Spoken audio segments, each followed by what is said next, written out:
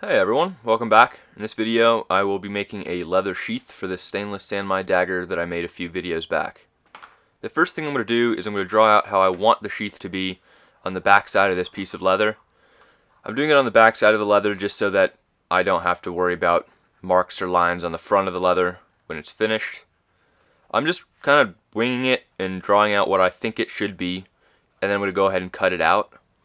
Once I cut that out, I actually went ahead and made a symmetrical cardboard template. I probably should have done that from the beginning, but my brain just kind of works in strange ways sometimes, and this all worked out in the end. So now I've got my cardboard template, and I'm drawing out and marking out the second piece, because the sheath needs to have, the two sides that sandwich the blade. So I'm just drawing that out again, just tracing the cardboard, and then I can cut that piece out, and I'll have the two halves of the sheath. I wanted to put a wood grain texture on the leather just because of all the textures already on the blade. So I got the leather wet and put it on a nice board, and I took that into the hydraulic forging press. And I used the press to just squish the leather into that wood, and that left the nice wood texture on the leather, and that worked out really sweet. So I did that on both sides just to get that nice texture. It looks really good.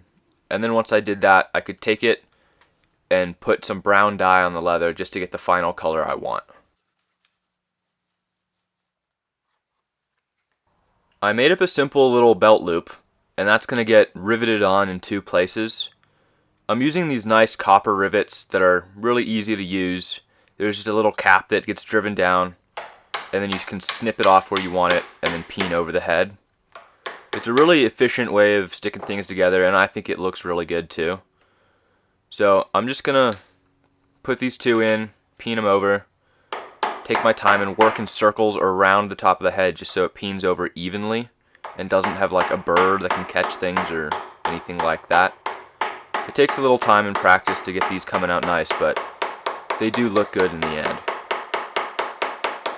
Since I've got these little rivet heads on the inside of the sheath, and the leather also got a little bit crunchy on the inside from squishing it in the press, I decided I was going to glue some thinner leather liners onto the inside just so that there wasn't any of that weird texture or anything that could scratch the blade. So I just used some contact cement, glued those onto the inside of both pieces, and I'm just tapping it together to make sure that it really bonds together and is nice and strong. Once the liners are on, I go ahead and true up the outside of both of the pieces just so that they're the same, they're both symmetrical, and then they line up together with each other. So I got one to where I want it, and then I used that one as a template, traced out onto the second piece, so that I could cut straight to my line and know that they're both going to be the same. Once the profile is correct on both of the pieces, I used my stitching groover to cut a groove all the way around the piece. That's where my stitching is going to go. It gives me nice spacing from the edge, and it also gives kind of a nice effect, as well as giving the stitching a place to go so it's not sticking out on the surface of the sheath. It's got somewhere to sit down in. I also think it just looks good and makes everything look a little cleaner. Once I do that, I go ahead and drill holes along the top of the sheath. It's not really necessary to sew those two pieces together, like the main piece and the liner, but I think it kind of looks good too to have that line of stitching going around the top. So I went ahead, sewed that. Didn't really show that because it's boring. But once I had those sewn, I went ahead, took my welt pieces, and glued those in. These are the pieces that are going to give me the spacing on the sheath for the blade to fit in. And they're also going to protect the stitching so that you don't accidentally cut through the thread when you try and put the knife into the sheath. Now that I've got that one side glued on, I go ahead and cut off the extra leather from the welt. Once I've done that, I add more contact cement and then glue the other half of the sheath on.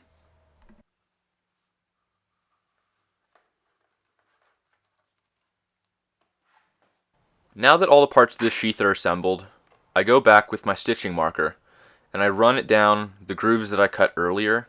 That's going to give you my spacing for the stitching. So once I've got that all marked out, I can go to the drill press, and I'm going to use a nice little drill bit, and in each of those little marks I'm going to drill a hole. Those are going to be the holes that I can stitch through later. I'm not going to show you the stitching just because it's incredibly boring and you don't need to see it. It's basically a long string with two needles on it, and I stitch until I feel like dying. Not actually, it doesn't really take that long, but it's, you know, not very fun. Anyways, once I've got that all sewn up, I can go and put my rivets in. That is more fun than stitching.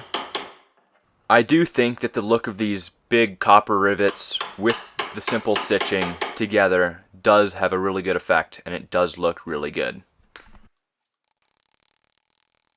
Once the rivets are in, all that I really need to do now is go back and clean up and round off the edge of the sheath on the grinder, make that look nice and good, put some black dye on the edge, and put finish on the whole thing. Once I've done that, we're done with the sheath, and it's ready for action. I really do like how this sheath turned out. I like the wood grain with the copper rivets. I've said it before and I'll say it again, it's just textures for me. I really do like textures. But this whole piece is weird and, I don't know, it's kind of cool. That's what does it for me, just the weirdness. It seems like a knife that would be used for like human sacrifice rituals or something super metal like that. Hopefully you enjoyed watching this video. Maybe you learned something, that would be pretty cool. But, I don't know, make sure to like and subscribe, go follow me on Instagram if you'd like to. Have a great day, and I will see you on the next video. Thanks for tuning in.